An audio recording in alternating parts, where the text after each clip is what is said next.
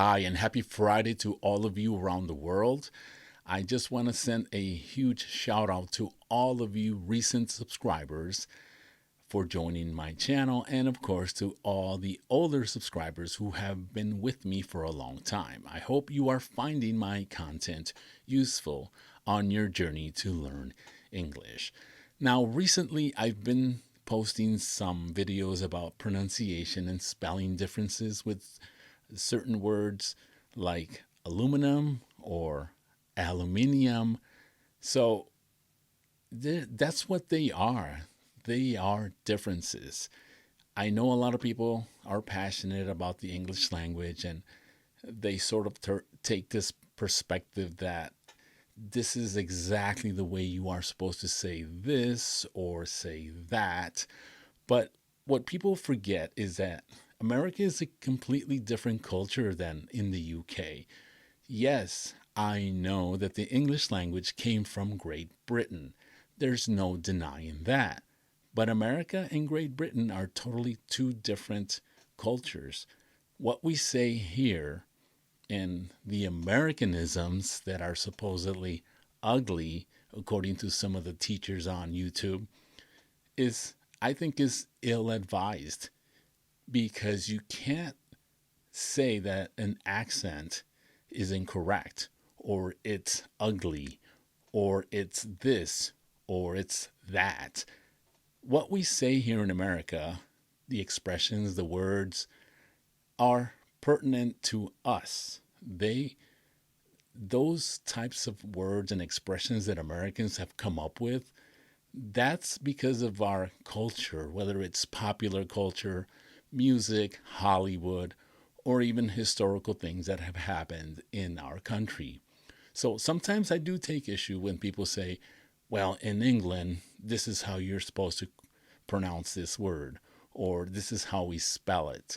That might be, but when it comes to things that are in cultural based, you can't say that something is incorrect based on your own biased opinion, and perhaps it's a biased opinion that you have that makes you anti American. I am proud of my country. I was born and raised in this country. My parents came from Mexico as immigrants in the 1960s, and I was born and raised here. So I am 100% considered to be an American, even though I speak Spanish as well. But English is my main language. So, what I'm trying to say is that those are differences, pronunciation differences, spelling differences, like the word tire. We spell it Tire, and in Canada and in the UK, Tyre.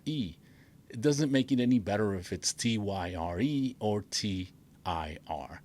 It's the same. We are making reference to the same thing. There are differences. All our cultures aren't going to be exactly the same.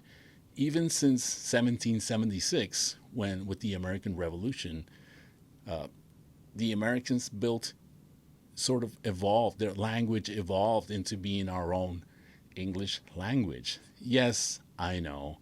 A lot of people in England probably don't.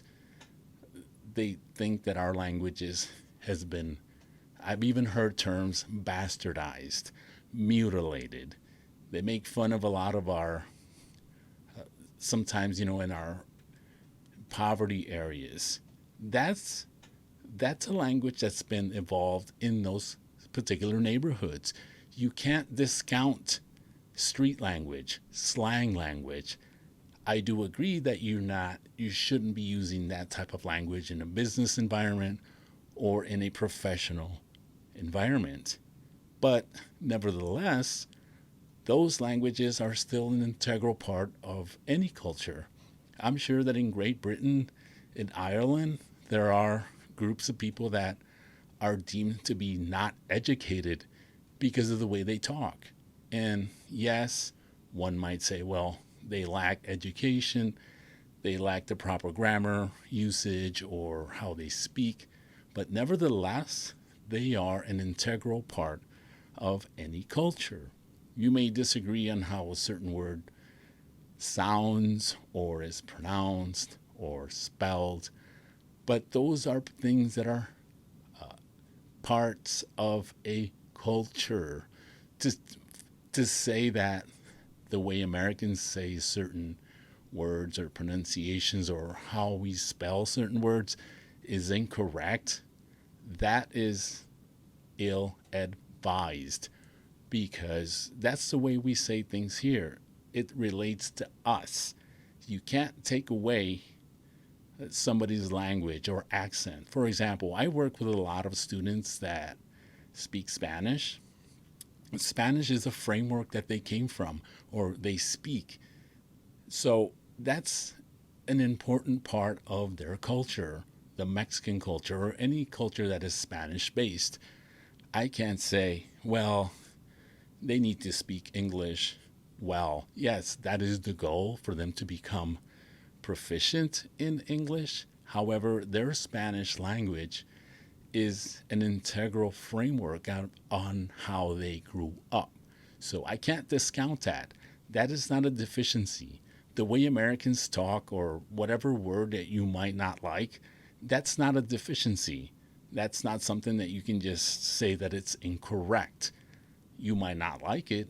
You might not like how somebody talks, but nobody has the right to say that it's wrong or incorrect. Language has evolved in so many different ways since its inception, specifically the English language. So, the other thing I wanted to talk about is I want to send a shout out to all the non native English teachers out on YouTube or social media platforms because they try. They try to teach others who don't know how to speak English or you know, English is their second language. We have a lot of teachers out here on YouTube that English wasn't their first language, and I see so many belittling comments towards them saying, "Oh, you have a terrible accent and you don't know how to speak English and you're trying to teach others." That's bravery. That's courage.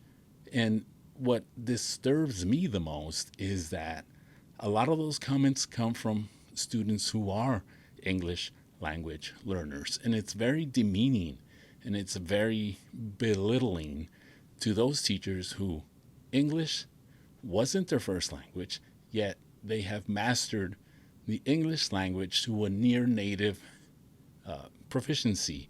And they take those skills and they try to teach others. So if you ever hear people have an accent, that's a sign of courage. An accent isn't something that's a deficiency. It's because they know multiple languages.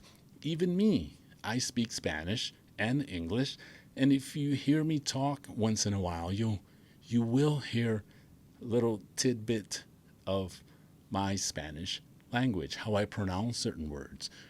But an accent isn't a deficiency. An accent is a sign of bravery and courage.